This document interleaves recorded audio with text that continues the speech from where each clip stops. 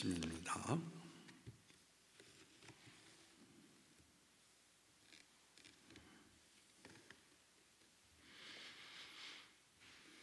요한복음 6장 1절에서 15절 말씀 교독하시도록 하겠습니다. 그 후에 예수께서 디베라 갈릴리 바다 건너편으로 가시매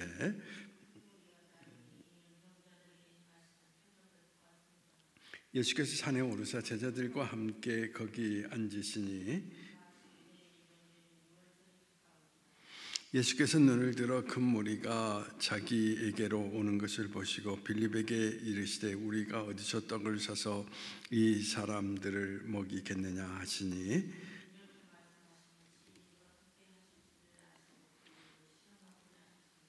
빌립이 대답하여 각 사람으로 조금씩 받게 할지라도 200데나리온의 떡이 부족하리이다.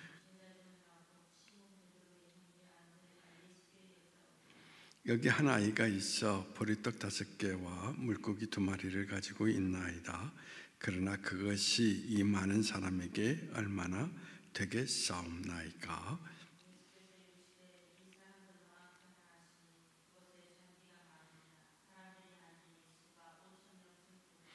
예수께서 떡을 가져 축사하신 후에 앉아 있는 자들에게 나누어 주시고 물고기도 그렇게 그들의 원대로 주시니라.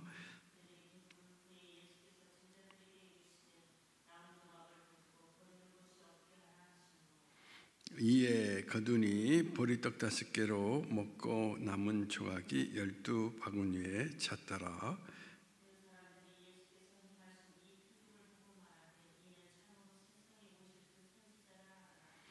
그러므로 예수께서 그들이 와서 자기를 억지로 붙들어 임금으로 삼으려는 줄 아시고 다시 혼자 산으로 떠나가시니라. 오늘 우리는 이제 기적에 대한 이야기를 나누고 있습니다.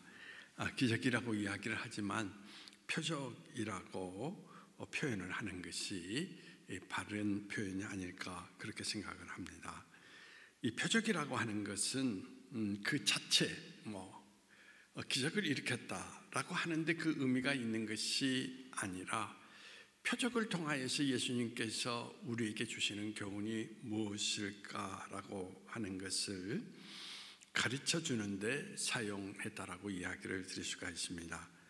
병든 사람을 고치고 배고픈 사람을 먹이는 기적, 이런 기적이 나타날 때마다 우리는 예수님께서 병자를 고치셨다, 또는 굶주리는 자에게 먹을 것을 주셨다, 여기에 머무르면은 우리는 제대로 오늘 성경 속에 나타나 있는 기적의 의미를 제대로 이해하지 못한 사람이라고 이야기를 드릴 수가 있습니다.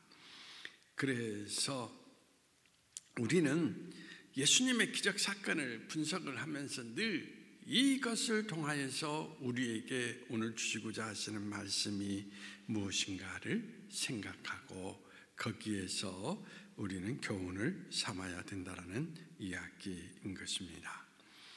오늘 본문은 우리가 잘 아는 대로 오병이어의 기적의 그 사건입니다.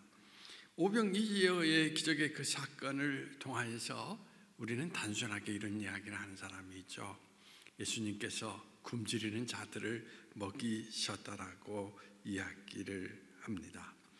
그래서 우리도 예수님처럼 굶주리는 모든 그 사람을 구제해야 된다라고 하는 그러한 교훈을 우리가 얻는다고 하면은 그것은 성경을 너무 얇게 이해하고 있는 모습이라고 말하지 않을 수가 없다라는 것입니다. 물론 그런 의미도 담겨져 있겠죠. 그런데 예수님께서 오병이어의 기적을 통해서 핵심적으로 우리에게 말씀해 주시고자 하시는 가장 중요한 뜻은 어디에 있느냐라고 이야기를 할 때에, 자, 우리가 한번 성경을 찾아보시도록 하겠습니다. 요한복음 6장 26절. 자, 오늘 본문에서 조금 내려가면 자, 같이 읽어보시도록 하겠습니다. 예수께서 대답하여 이르시되 내가 진실로 진실로 너희에게 이르노니 너희가 나를 찾는 것은 표적을 본 까닭이 아니요 떡을 먹고 배부른 까닭이다. 이스라엘 백성들은 오늘 오병이어의 기적을 통하여서 제대로 예수님의 교훈을 찾지 못했다는 것입니다. 단순하게 이야기한다면 오늘 굶주리고 있는데 배부를 것에 만족하고 있다라고 하는 거. 오늘날로 표현한다면 예수 믿으면 집안이 모든 일들이 잘 되고 자식들의 길이 열려지고 그런 하나의 상황이라고 이야기를 드릴 수가 있죠. 그래서 예수님께서 오늘 이 성경 말씀 속에서 이야기하는 것이 뭐냐면 너희가 내가 나타낸 그 표적을 잘못 이해하고 있다라는 이야기인 것입니다. 그래서 27절 말씀 보십시다. 정말 우리가 이제 배부름에 대한 이야기를 했는데 27절 읽어보면 썩을 양식을 위하여 일하지 말고 영생하도록 있는 양식을 위하여 하라. 이 양식은 인자가 너에게 주리니 인자는 아버지 하나님께 인치신 자니라. 오병이어의 기적을 통하여서 예수님은 먹고 사라지는 음식을 주기 위해서 사실은 이 표적을 나타낸 것이 아니라 뭘 주시기 위해서 27절에 분명하게 여기에서 나타내지고 있죠. 그죠? 영생하도록. 그죠? 다시 말해서 나는 너희에게 영생의 떡이다. 떡이다. 그것을 가르쳐 주기 위해서 사실은 오병이어의 기적을 나타내 주셨는데 오늘 이 성경 속에 나타나 있는 그 사람들은 단지 어떤 모습만 가지고 있습니까? 육신의 양식 먹고 또 배설하고 사라지는 것을 여러분 구할 뿐이라는 것입니다. 오늘 또 신앙의 길을 걷는 사람들을 분석해 보면 오늘 예수님을 통하여서 내가 영생에 이르는 믿음을 소유하겠다라고 하는 그 관점, 그걸 가지고 신앙길을 걷는 사람이 별로 없다라는 이야기입니다. 그저 예수 믿으면 부자 되고 예수 믿으면 병 낫고 그게 전부 다예요. 그래서 당신도 예수 믿으면 병 낫습니다. 당신도 예수 믿으면 부자가 될 수 있습니다. 어느 교단이라고 이야기를 할 수 없지만 그렇게 전도했던 교단이 지금도 큰 수요를 이루고 있는 것을 찾아볼 수가 있습니다. 그런데 예수님은 그게 아니거든요. 부자는 안 죽습니까? 우리가 치유를 받았다. 병든 자는 다시 질병의 고통을 안 받습니까? 결국은 다 끝이 있어요. 그러니까 끝을 위해서 예수님께서 단순히 고쳐주시고 먹여주시고 아니라는 것입니다. 내가 누구인가를 보라라는 거예요. 진짜. 그래서 오늘 정말 생명의 주인이신 나를 너희가 받아들이라 라고 이야기를 하고 있는데 전혀 다른 개념의 차원 속에서 사실은 예수님을 바라보고 있다라고 하는 것. 그것이 오늘 이 성경 속에서 나타내주고 있는 어떻습니까? 예수님의 아픔이라고 이야기를 드릴 수가 있습니다. 그죠? 자, 여러분들이 분명히 다시 한번 찾아보시도록 하겠습니다. 47절 말씀. 자, 47절 말씀을 한번 보시도록 하시겠습니다.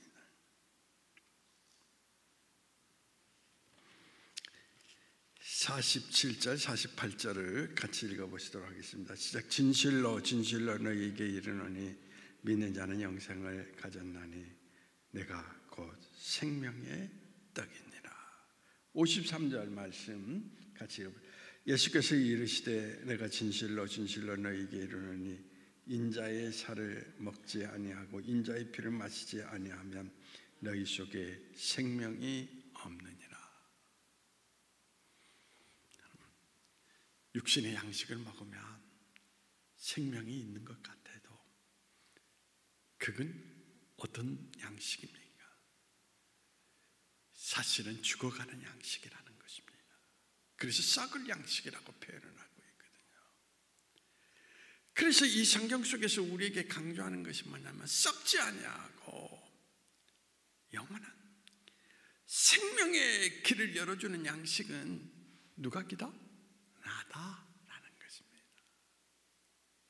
거기에 우리의 예수 믿는 목적이 분명해야 된다라는 이야기예요. 근데 사람들은 거기에 관심이 없어요. 뭐 금요 기도회 나와서 기도하는 기도 제목들을 다 보면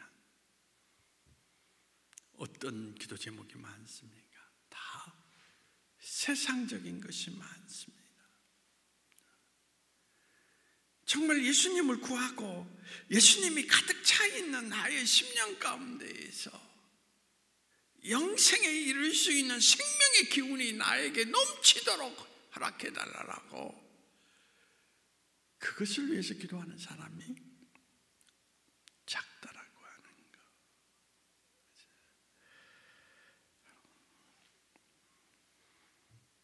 여러분, 오늘 또 분명히 예수님께서는 내가 생명의 떡이다라는 이야기를 통하여서 무엇을 이야기했느냐? 십자가의 여러분 그림을 그리고 있다라는 것입니다. 내가 너희를 위해서 희생할 것이고 나의 희생을 통하여서 너희가 어디에 이르게 된다? 구원에 이르게 된다라고 하는 것.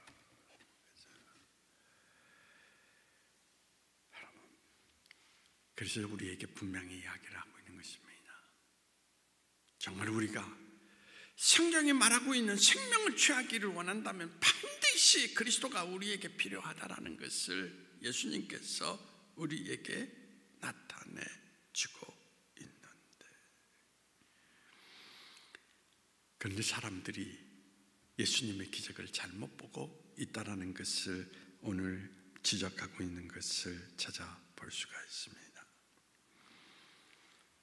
그러므로 오늘 이 성경 속에서 그릇된 신앙의 모습을 가지고 있는 사람들을 일깨워주기 위해서 이 말씀을 선포하고 있다는 것을 찾아볼 수 있습니다. 오늘도 마찬가지예요. 그리스도인들에게 우리가 착각하지 말아야 될 것은 우리 교회가 늘 표방으로 삼는 것이 뭐냐? 가난한 자를 돕고 그들의 삶의 아픔을 함께 나누고, 물론 중요합니다. 근데 사실은 그 일을 행하는 것은 바로 우리의 영원한 생명이신 예수 그리스도를 전달하기 위함이지, 예수님을 전하는 일을 실패하면 교회는 가난한 자를 구제했다?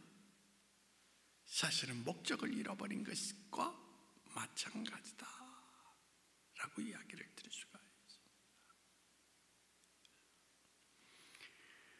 어떤 분이 한 사람을 전도하기 위해서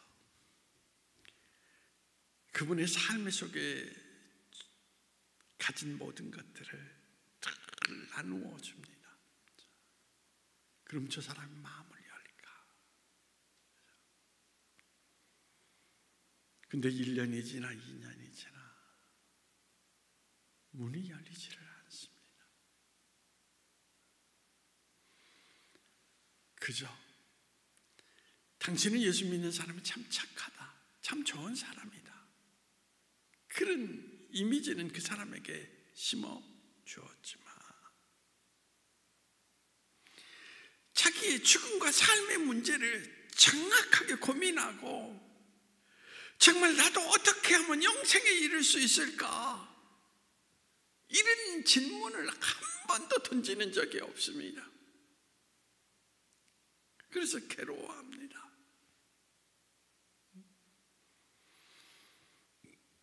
그래서 안 되겠다라고 생각을 해서 그분이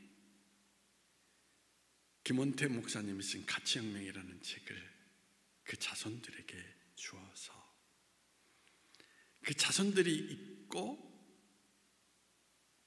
전도 대상자가 이야기를 듣는다면 혹시나 하나님이 역사하지 않을까.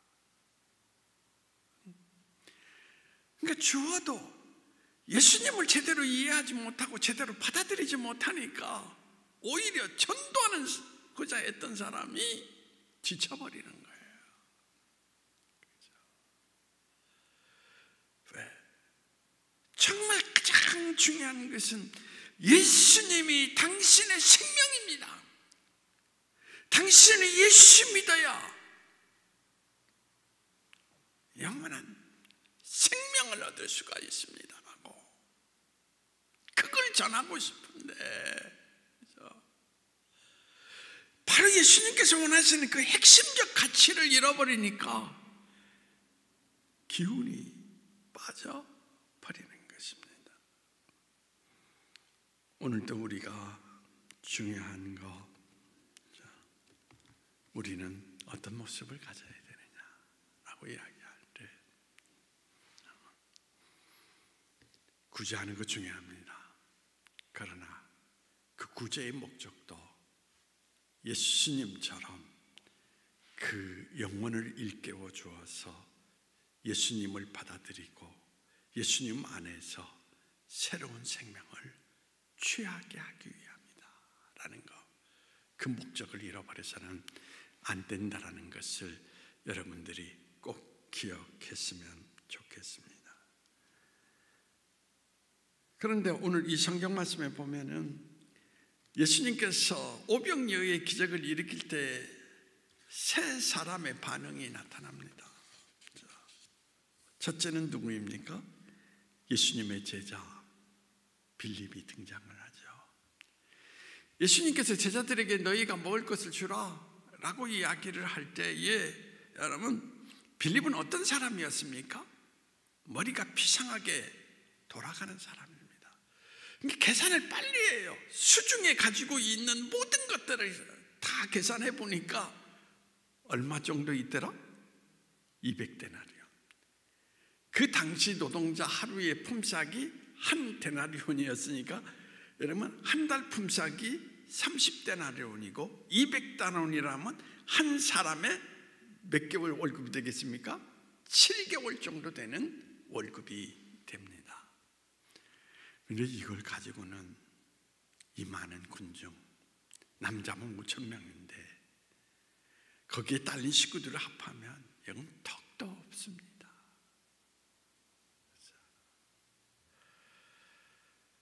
빌립은 정확하게 문제는 파악했지만 그는 예수님 앞에서 어떻게 했습니까?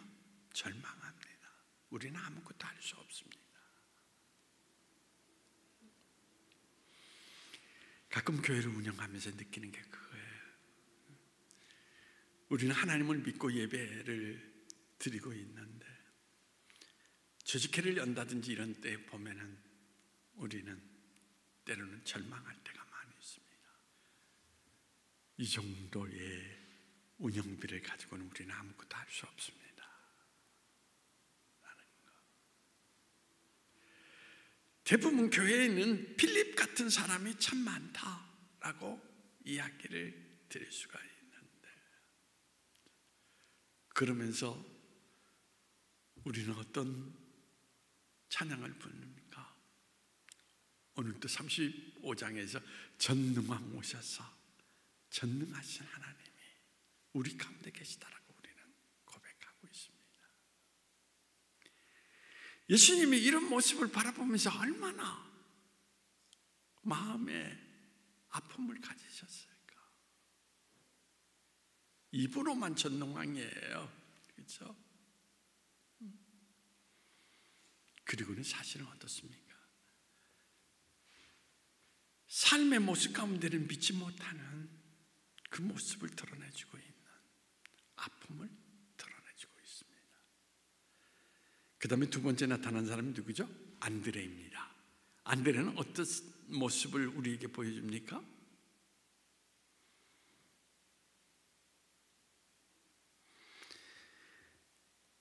성경을 여러분들이 잘 보시면은, 여러분, 안드레는 절망하지 아니하고, 그렇잖아요. 그 당시 모여 있는 사람들을 다 찾아서 뭐가 없을까? 한 걸음 더 나아갑니다.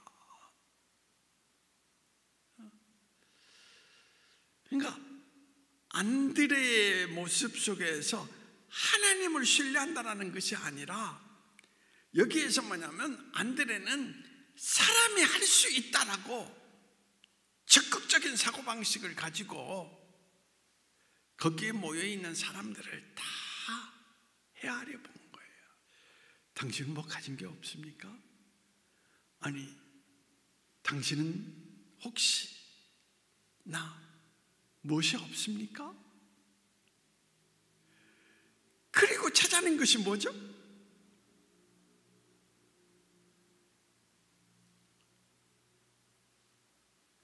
떡 5덩어리와 물고기 2마리를 가진 누구를? 소년을 발견하고 됐다라고 했습니까? 아니면 어떤 모습을 가졌죠? 우리가 가지고 있는 것 가지고는 안 돼 라고 절망합니다.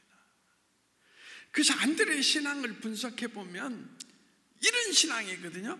사람이 할 수 없으면 누구도 할 수 없다? 하나님도 할 수 없다라는 이야기. 여기서 나타내주는 또 하나의 불신앙의 모습을 드러내주고 있는 거거든요. 사실은 신앙이라고 하는 이름을 가지고 있지만 그는 자기 힘으로 해결하려고 했던 사람이다 라고 이야기를 드릴 수가 있습니다. 참 가슴 아픈 이야기죠. 교회의 불의신앙 가운데 이 안드레 같은 사람이 또 많이 있습니다. 사람의 힘을 모아서 최선을 다합니다.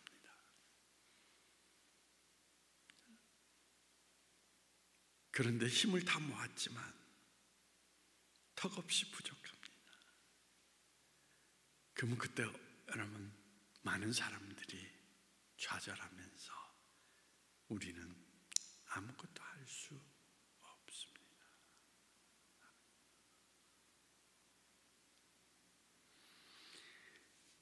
그런데 고백교회 역사를 되돌아보면 고백교회는 갈마 성전을 살 때도 그랬고 뭐가 있어서 땅을 사고 건물을 지은 게 아니거든요. 사실은 가진 것이 너무 없어요. 그럼에도 불구하고 우리가 가졌던 하나의 확고한 믿음은 하나님께서 선택하시고 하나님이 이것을 어떻습니까? 우리에게 주신 땅이다 생각하고 길을 걸어갔더니 홍해 바다가 갈라지듯이 탁탁 갈라지면서 우리가 생각하지 못했던 놀라운 일들이 일어났던 것을 우리는 찾아볼 수가 있습니다. 지금도 이 성경을 통해서 우리가 생각할 수 있는 것은 그런 이야기거든요.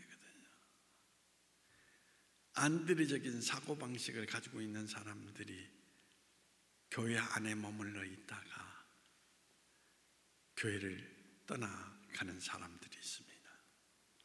그러면서 이렇게 이야기하죠. 내가 떠나가면 너희들 할 수 있는가 봐라.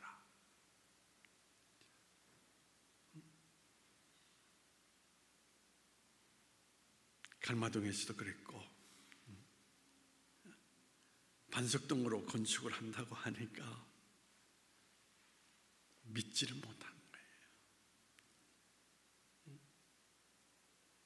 그런데 하나님은 지금도 어떻습니까? 이 교회를 진행시켜 나가시잖아요. 믿음이라고 하는 것은 사람의 힘으로 되는 게 아니에요. 하나님의 역사심으로 이루어 나가는 것입니다. 그러므로 여러분들이 신앙이라는 것은 자꾸 겪는 줄 하지 말고, 가장 중요한 것은 우리의 주가 되시는 그리스도를 바라보는 그 믿음 안에서 모든 걸음을 걸어갈 때 하나님의 역사하심을 경험하게 되는 것입니다.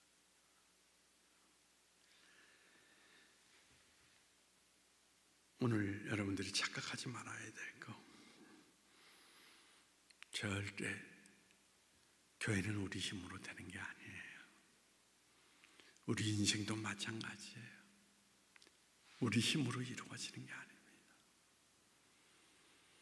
하나님이 베푸신 은혜 안에서 하나님이 역사하시는 능력 안에 모든 삶이 이루어진다는 것.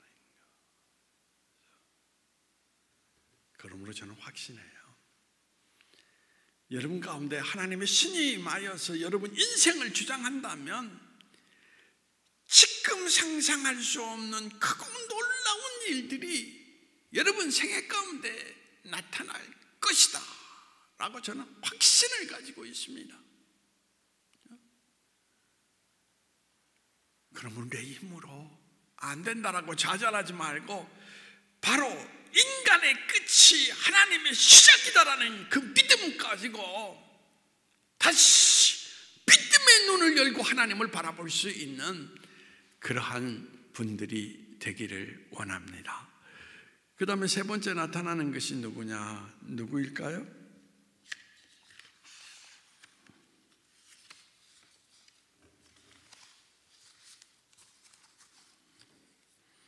이렇게 질문을 던질게요. 오병이어의 기적 가운데에서 가장 기뻐했던 사람이 누굴까요?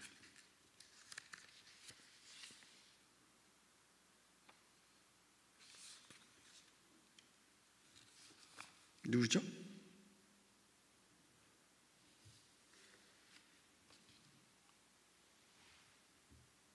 방송실에서 누구라고 그랬어요? 제자들이 아니에요. 누가 가장 기뻤냐면 어린아이예요. 어린아이.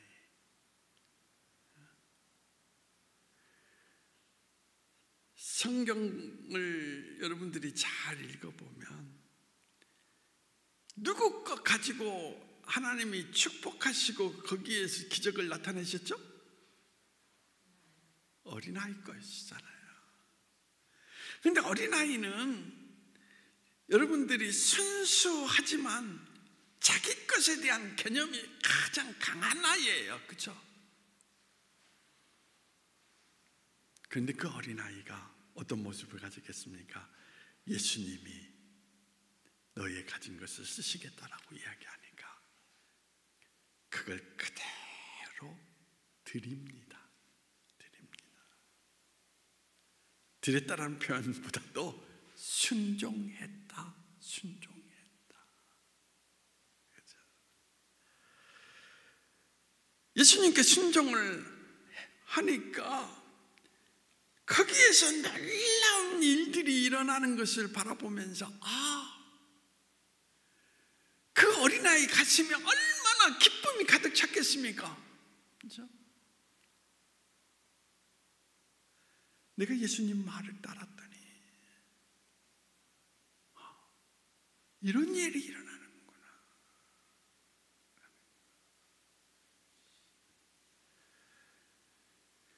여러분, 분명히 우리가 기억을 할 것은, 기적이라고 하는 것은 꼭 어린아이가 어떻습니까?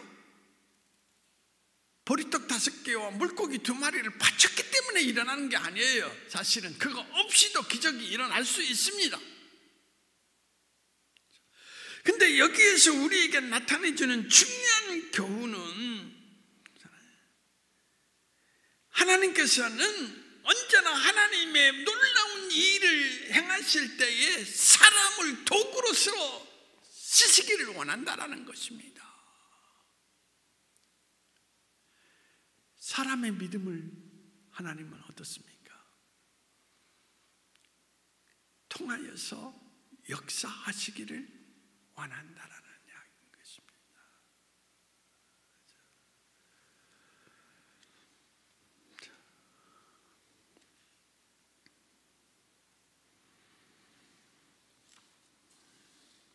자, 여러분들이 오늘 또 어린아이 생각을 해보면 참 나약하고 보잘것없습니다.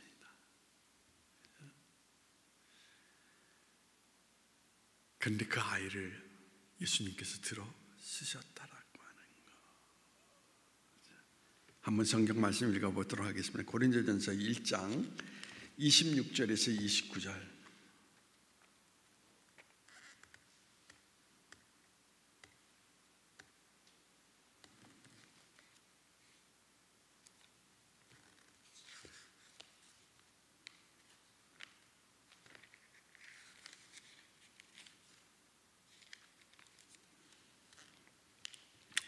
고린도전서 1장 26절에서 29절입니다. 같이 읽어보시도록 하겠습니다.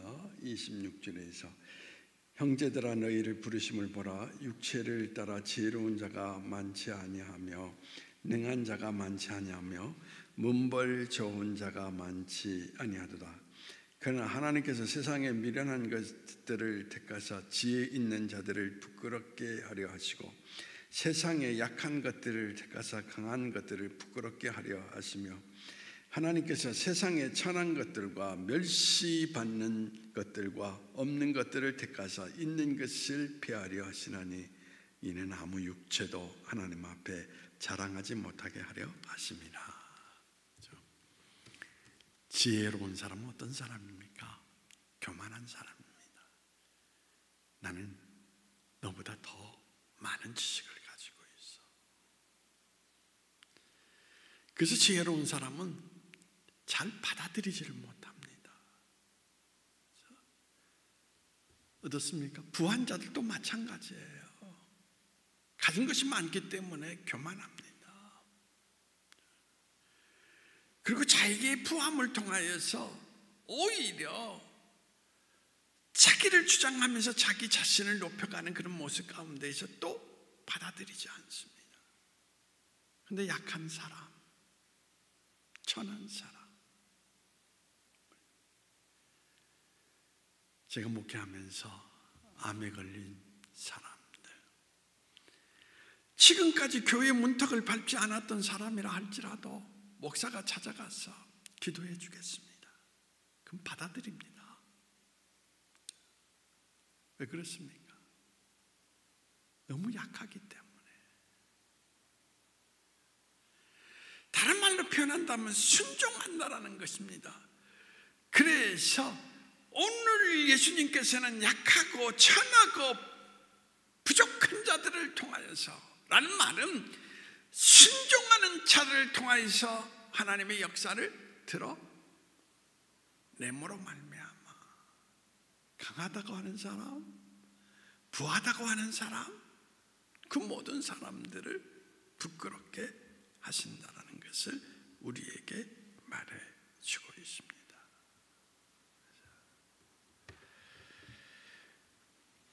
여러분들이 오늘도 마찬가지거든요. 우리가 잘나서 봉사하는 것이 아님을 사도 바울의 말씀을 통하여서 우리는 깨달을 수가 있습니다. 사실은 모든 일은 하나님이 하십니다. 다만 우리를 택하여서 하나님의 일하심의 자리 가운데 참여하게 하심으로 말미암아 하나님의 영광 가운데 참여할 수 있도록 길을 열어주시고 그 가운데 은총을 느낄 수 있는 감격을 주신다라는 것을 오늘 이 성경은 우리에게 말해주고 있습니다. 예수님이 원하시는 것 다른 게 아닙니다.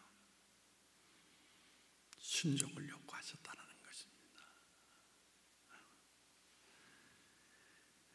예수께서 떡 5개와 물고기 2마리를 내게 가져오라. 마태복음 14장 18절에 보시면 그때의 아이는 그대로 예수님 말씀에 순종하는 모습을 보여주고 있습니다. 여러분이 하나님이 들어주시는 사람이 되기 위해서 하나님께 순종한다면 반드시 여러분을 통해서 이 세상 속에 놀라운 일을 드러내시는 그러한 기적의 역사가 나타나게 될 것입니다. 여러분 생각해 보십시오. 블레셋이 쳐들어왔을 때에 누가 물리쳤습니까? 사울 왕이 물리쳤습니까? 어린 소녀 다윗이 물리쳤습니까? 어린 소녀 다윗이 물리쳤어요.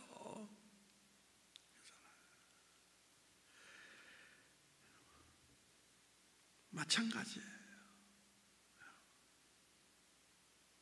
그래서 신앙이라는 것은 단순하고 순수한 사람,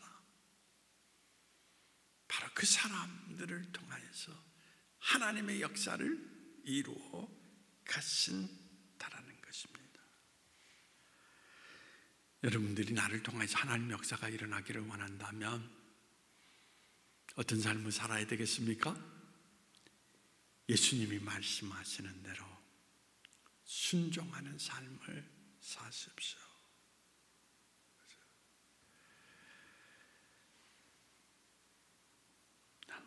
우리가 인생을 살아가면서 예수님의 제자처럼 우리가 할 수 있는 일이 아니라고 절망하지 말고 바로 그 순간 어린아이처럼 순종의 자세를 통하여서 하나님이 들어쓰시고 하나님이 계획하신 대로 그 목적을 이루어가는 하나님의 도구로 오늘 우리 인생의 쓰임을 받을 수 있는 그런 믿음의 종들이 되기를 바랍니다. 자, 기도하시겠습니다. 자, 오늘도 오병이어의 기적을 통하여서 우리를 깨닫게 하시는 주님, 기적은 주님을 깨달아 알아 영생에 이르는 믿음을 소유하라라고 하는 하나님의 높은 뜻이 담겨져 있었습니다. 단순히 이 땅을 살아가는 필요의 모든 것을 충족하는 것, 거기에서 끝나버린다면 우리는 아무것도 아닙니다. 예수님은 나는 생명의 떡이라 라고 말씀하시며 나를 먹고 마시는 자마다 영생에 이른다라고 말씀하셨습니다. 주님, 세상 것에서 눈을 열어 영생의 주인이신 예수님을 발견할 수 있는 우리의 눈을 주님께서 허락하여 주시옵소서. 더 나아가서 예수님은 순종하는 사람을 통하여서 하나님의 역사를 이루어 가셨습니다. 어린아이처럼, 어린 소년 다윗처럼 단순하고 순종하는 모습을 통하여서 하나님이 들어쓰시고 인도하시는 하나님의 사람으로 우리의 인생을 살아갈 수 있도록 주께서 우리에게 주의 은혜를 허락해 주시기를 원하오며 나사렛 예수님의 이름으로 기도하옵나이다. 아멘. 자, 209장 찬송을 부르시겠습니다.